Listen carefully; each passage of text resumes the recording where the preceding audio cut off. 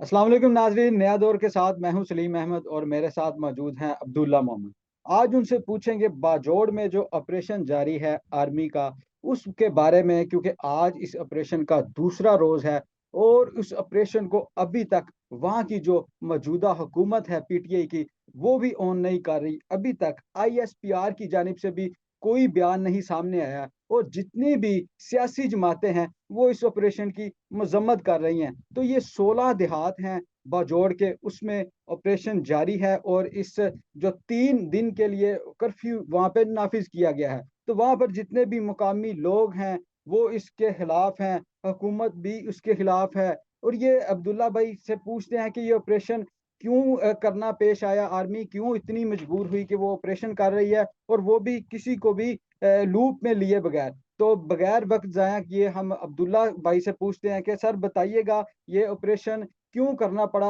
Army को, और अवाम वहाँ की जो है वो क्यों सरापा एहतजाज हैं, क्यों उनके मुतालबात नहीं माने गए, वो बड़ी तादाद में बाहर निकलते रहे कि हमें अमन चाहिए, हम कोई भी ऑपरेशन जो है अपने इलाके में नहीं होने देंगे। इसके बावजूद हमने देखा कि वहाँ पे ऑपरेशन हो रहा है और जो इतलात आ रही हैं उसके मुताबिक जो सिविलियन हैं वो भी उस ऑपरेशन में जो मारे गए हैं, कुछ जख्मी भी हैं। तो अब्दुल्ला भाई बताइएगा, पूरी सूरत हाल के बारे में आगाह कीजिएगा हमें।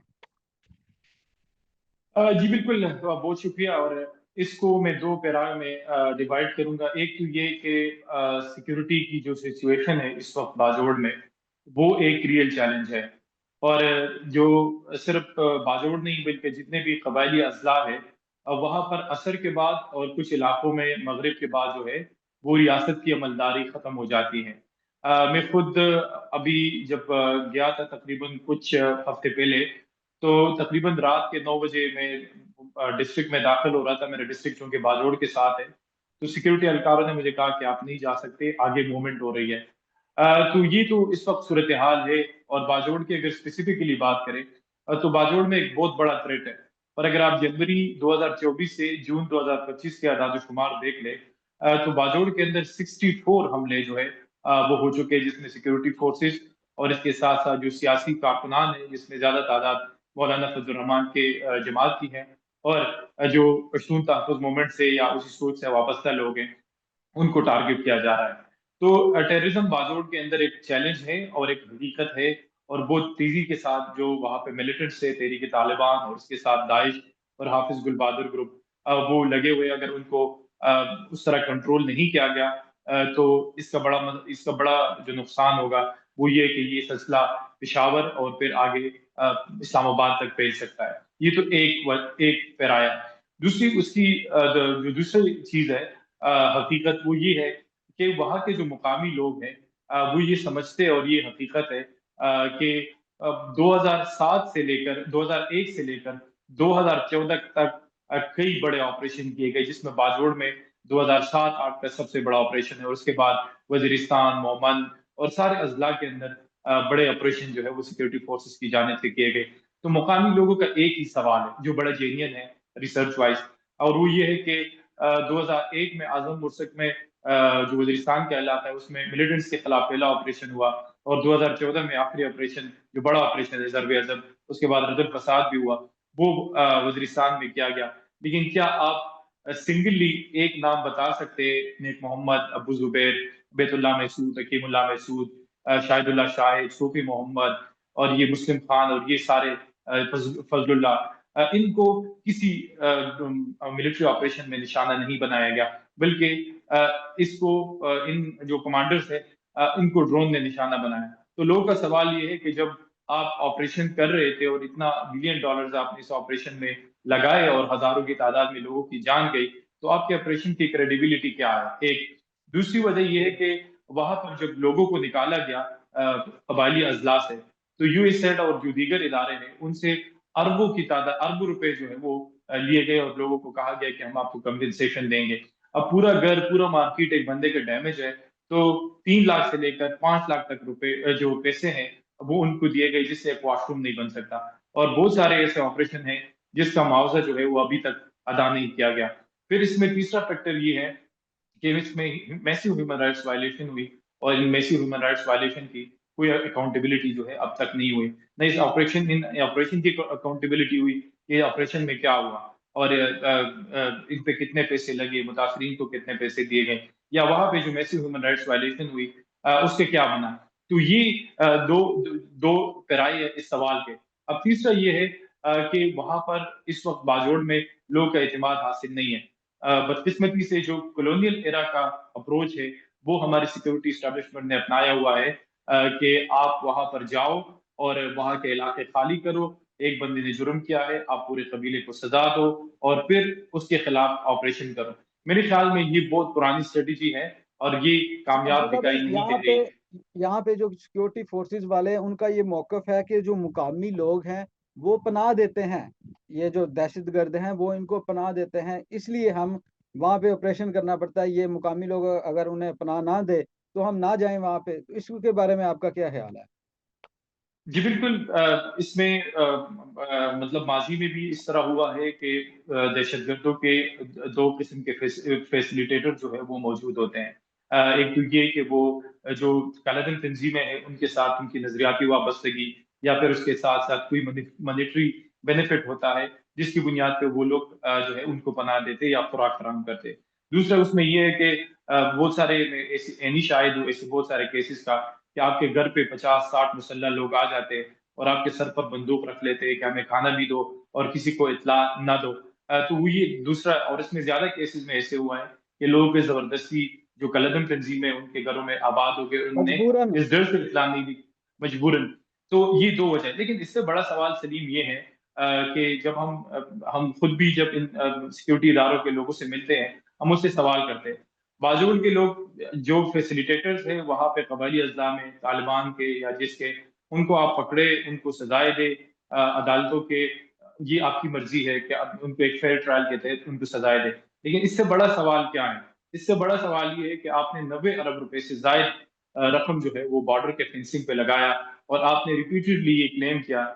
کہ بارڈر کو جو ہے وہ سیکیور بنا دیا گیا ہے اور اب کوئی جو انفلٹریشن ہے وہ نہیں ہوگی۔ تو سب سے بڑا سوال تو آپ کے اوپر آتا ہے کہ بارڈر پہ تو پولیس نہیں ہے، بارڈر پہ تو علی امین گنڈپور نہیں ہے، بارڈر پہ تو شہباز شریف صاحب نہیں بیٹھے، یا بارڈر پہ تو باقی لوگ نہیں ہیں، بارڈر پہ تو فوج اور ایف ہے۔ تو آپ سے پہلے سوال یہ ہونا چاہیے کہ یہ لوگ جو آپ کہتے ہیں کہ افغانستان سے ادھر آتے ہیں، تو یہ بارڈر کراس کر کے کیسے آتے ہیں جب آپ نے کیسے آتے 90% بارڈر جو ہے وہ سیکیور کیا ہے؟ ایک یہ ہے۔ لیکن اس میں جو دوسرا فیکٹر ہے وہ بہت ضروری ہے کہ ماضی میں گڈ اور بیڈ کے جو آپریشن ہے، جو پالیسی تھی وہ جاری رہی، کچھ گروپوں کے خلاف کارروائیاں کی گئی، کچھ گروپوں کو جو ہے وہ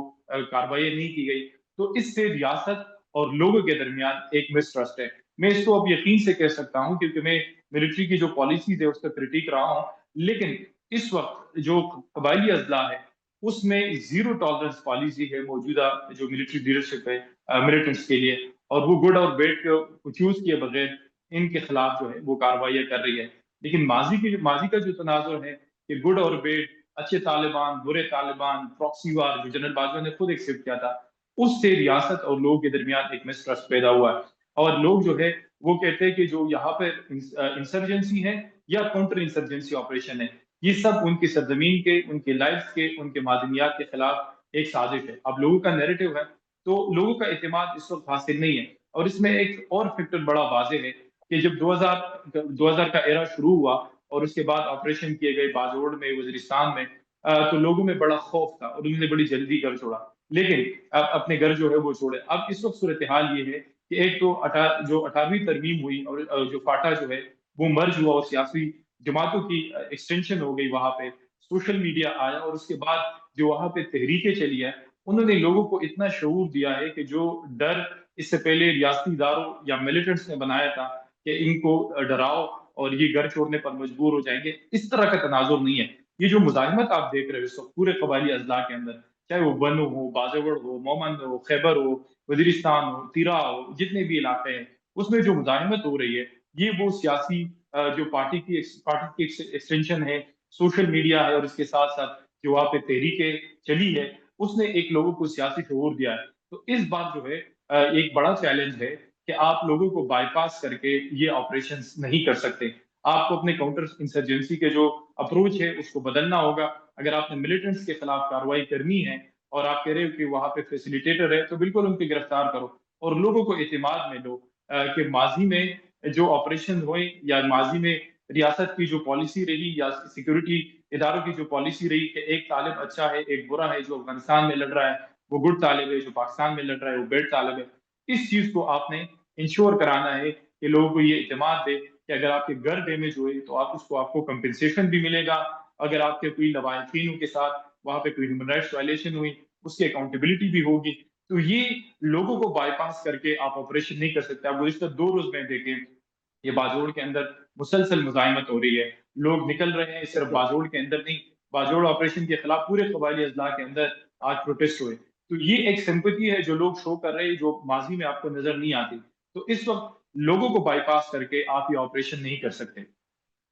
بالکل آپ نے ٹھیک کہا کہ لوگوں کو اعتماد میں لیے بغیر کوئی بھی جنگ نہیں جیتی جاتی. تو عبداللہ آپ نے جیسے ابھی گڈ اور بیڈ جو طالبان ہیں ان کی بات کی، تو اس حوالے سے علی امین گنڈا پور کا 2 دن پہلے بیان آیا، وہ بھی آج کل نا ان کے بیانات سے کچھ شکوک و شبہات پیدا ہو رہے ہیں وہ اسٹیبلشمنٹ کے اوپر بڑے تابڑ توڑ حملے کر رہے ہیں. انہوں نے بھی یہ کہا کہ کچھ دن پہلے ہم نے لوگوں کو پکڑا اور آئی ایس آئی اور ایم آئی والے چھڑوا کر لے گئے کہ یہ ہمارے بندے ہیں. تو وہ بھی بات کر رہے ہیں گڈ اور بیڈ طالبان کی. ابھی آپ جو کہہ رہے ہیں کہ ابھی جو موجودہ اسٹیبلشمنٹ ہے یا سیکورٹی فورسز کے جو لوگ ہیں وہ اس میں کوئی تفریق نہیں کر رہے. تو اوپر علی امین گنڈا پور تو الزام لگا رہے ہیں ان پر ابھی بھی گڈ اور بیڈ طالبان کا. جی بالکل. میں علی امین گنڈپور صاحب نے جو اسٹیٹمنٹ دیا ہے اس کو تو میں ویریفائی نہیں کر سکتا کیونکہ اس طرح کی خبریں اگر آپ اس انسرجنسی کے پیریڈ کو دیکھیں تو اے این پی کے دور میں بھی یہ چیزیں آئی. پھر جب نیشنل ایکشن پلان بنا تو اس وقت بھی جو وہاں کی بیوروکریسی تھی اور وہاں کی پولیس تھے وہ یہ کہتے تھے کہ ہم نے جو ہے وہ مختلف تنظیموں کے لوگوں کو پکڑا تھا اور پھر ایم آئی اور آئی ایس آئی نے ہمیں کہا کہ اس کو چھوڑ دیں اور وہ اپنے ساتھ لے کے گئے. میں اس کو اس وقت ویریفائی نہیں کر سکتا لیکن کچھ میرے پاس اس طرح کے اطلاعات ہیں. میں مصدقہ تو نہیں ہے لیکن میں نے کئی لوگوں سے اس کو کنفرم کیا ہے اور وہ یہ کہہ رہے ہیں کہ کچھ جو تنظیمیں تھی جو ماضی میں کشمیر انسرجنسی کا حصہ رہی یا اس کے ساتھ ساتھ وہ لوگ جو زینبون اور فاطمون کا حصہ تھے اور وہ شام میں لڑے تو وہاں پہ کچھ پشاور میں ریکروٹمنٹس ہو رہی تھی. اس کو صوبائی حکومت نے اس پہ کریک ڈاؤن کیا تھا اور کچھ اس طرح بھی کہا جا رہا ہے کہ کچھ اس طرح کے گروپس بھی تھے کہ جو وابستہ تھے تحریک طالبان پاکستان سے ان کو بھی گرفتار کیا گیا تھا. لیکن مصدقہ خبر جو ہے وہ اس وقت نہیں ہے. لیکن سب سے بڑا جو چیلنج ہے جو آج علی امین گنڈپور صاحب کہہ رہے ہیں کہ اس طرح کا ہوا تو سب سے بڑے مجرم تو سب سے بڑی مجرم تو پاکستان تحریک انصاف خود ہے. کہ جب ایک تو یہ کہ جب افغان طالبان افغانستان میں آئے تو سب سے پہلے عمران خان صاحب نے کہا کہ they are breaking the shackles of the slavery اور اس کے بعد خواجہ آصف صاحب کی اسٹیٹمنٹ آئی اور پھر صوبائی حکومت نے پارلیمنٹ کو بائی پاس کر کے جنرل فیض کے ساتھ مل کر ایک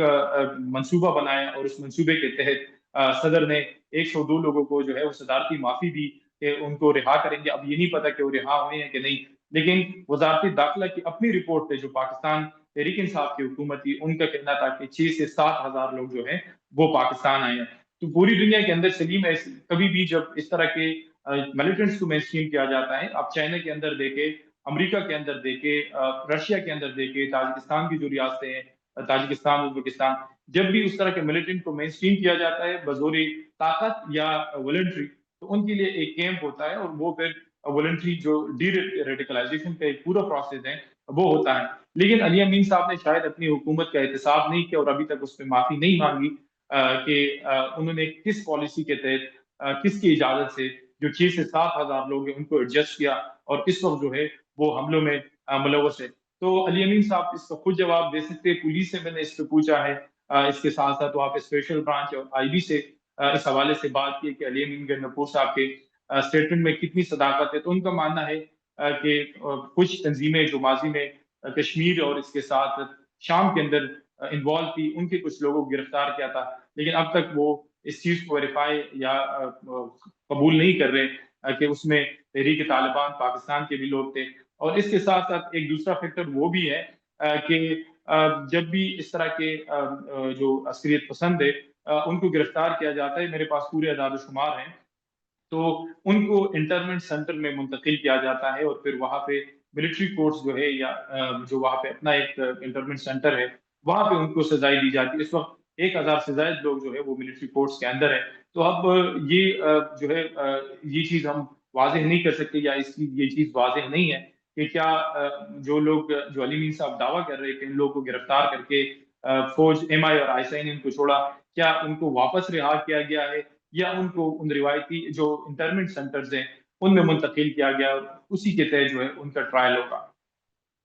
جی اچھا عبداللہ، ایک اور چیز بتائیے گا، یہاں پہ آئی ایس پی آر کی جانب سے ابھی تک ہمیں کوئی سٹیٹمنٹ اس آپریشن کے بارے میں نظر نہیں آئی، اور ساتھ ہی ساتھ نہ جو مقامی حکومت ہے پی ٹی آئی کی وہ اس کو اون کر رہی ہے، اور جو دوسری بڑی جماعت ہے جے یو آئی فے اس نے بھی مذمت کی ہے، اے این پی نے بھی مذمت کی ہے۔ تو اس حوالے سے آپ بتائیے گا کہ یہ اس کی پھر کیا کریڈیبلٹی رہ جاتی ہے جب عوام بھی آپ کا ساتھ نہیں دے رہی، مقامی لوگ نکل رہے ہیں، آج لوگ نکلے تھے، احتجاج کیا، اور یہ بات کنفرم کیجئے گا جو محمد کا علاقہ ہے وہاں پہ آپریشن روک دیا گیا ہے کہ ابھی بھی جاری ہے؟ کیونکہ کچھ اطلاعات ہیں کہ وہاں پر لوگ نکلے تھے اور ہاتھوں میں انہوں نے قرآن اٹھا رکھے تھے اور سیاہ پرچم تھے، تو اس حوالے سے بتائیے گا کہ یہ آپریشن ابھی وہاں پہ رک گیا ہے یا ابھی بھی جاری ہے؟ اور دوسرا ایک اور چیز جو ناظرین، کیونکہ یہ جو ہمارے ناظرین بھی جاننا چاہیں گے، ابھی اس آپریشن کی کوئی بھی جو ہمارا جو نیشنل میڈیا ہے وہ بالکل زیرو کوریج ہے، کچھ بھی نہیں بتایا جا رہا۔ ایک تو آپ نے یہ آپریشن کی کریڈیبلٹی کے بارے میں تھوڑا بتانا ہے کہ کیوں آئی ایس پی آر نے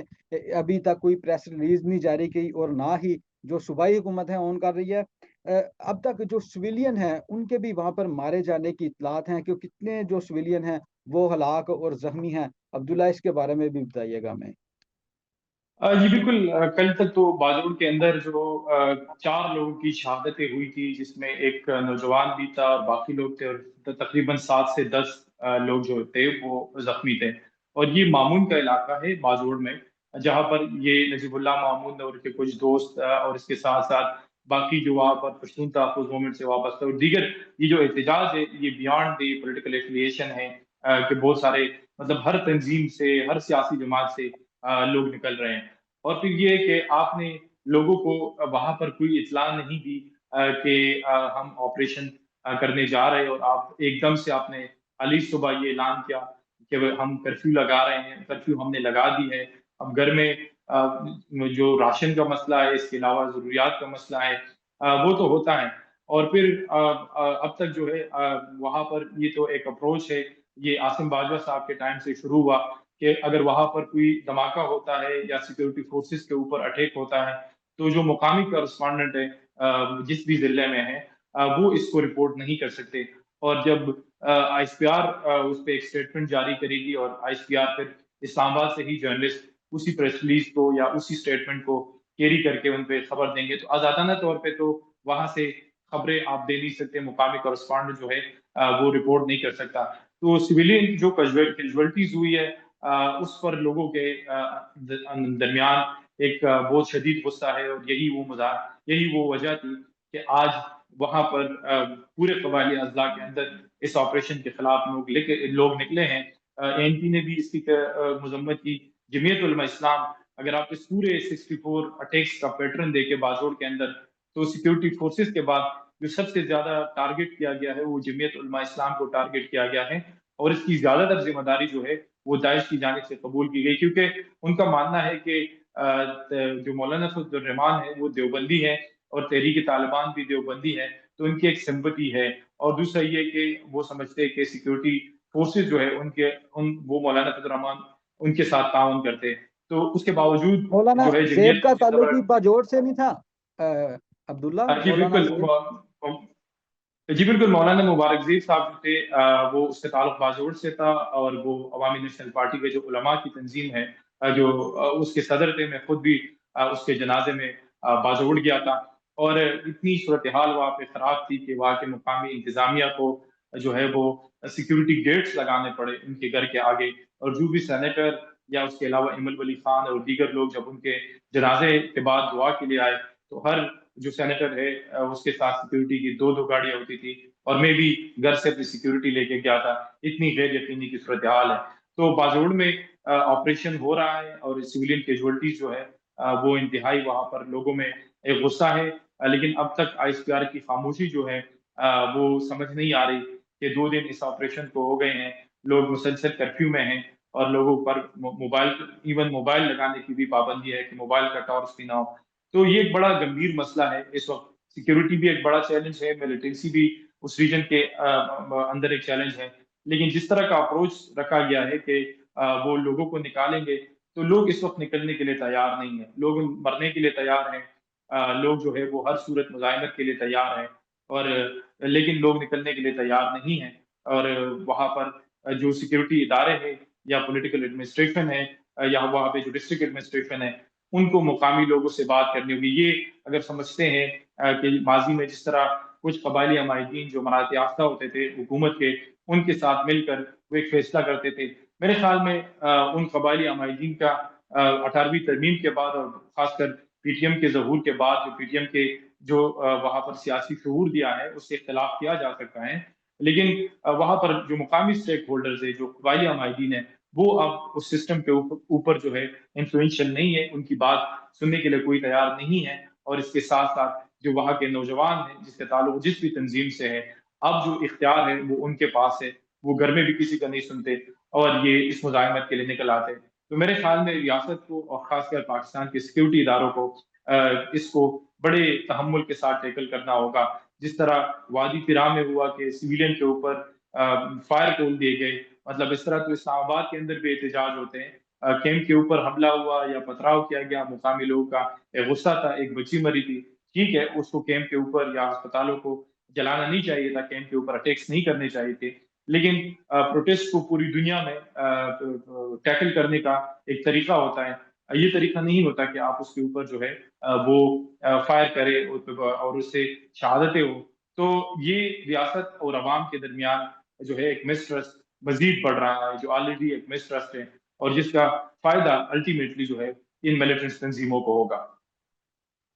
جی بالکل عبداللہ، آپ کی بات سے 100% متفق ہیں ہم بھی کہ پاکستان کی جو ریاست ہے اور عوام کے درمیان جو خلا ہے وہ مزید بڑھ رہا ہے۔ اگر آپ نے آپریشن کرنا بھی ہے تو جو مقامی لوگ ہیں انہیں اعتماد میں لیا جائے، کوئی بھی آپریشن، کوئی بھی فوجی کاروائی اس وقت تک کامیاب نہیں ہو سکتی جب تک اس کے پیچھے عوام نہ کھڑی ہو۔ تو مومند کے لوگ ہیں یا جتنے بھی قبائلی اضلاع کے لوگ ہیں جہاں پر اس وقت آپریشن جاری ہے، ہماری ہمدردیاں ان کے ساتھ ہیں۔ تو ناظرین، آپ یقین کرتے ہیں کہ جس طرح عبداللہ محمد نے آپ کو پورا بریف کیا ہے بجوڑ کے حوالے سے، آپ کو ایک ایک چیز کی سمجھ آ گئی ہوگی۔ تو ناظرین، آپ اپنا خیال رکھیے، مجھے دیجیے اجازت، اللہ حافظ۔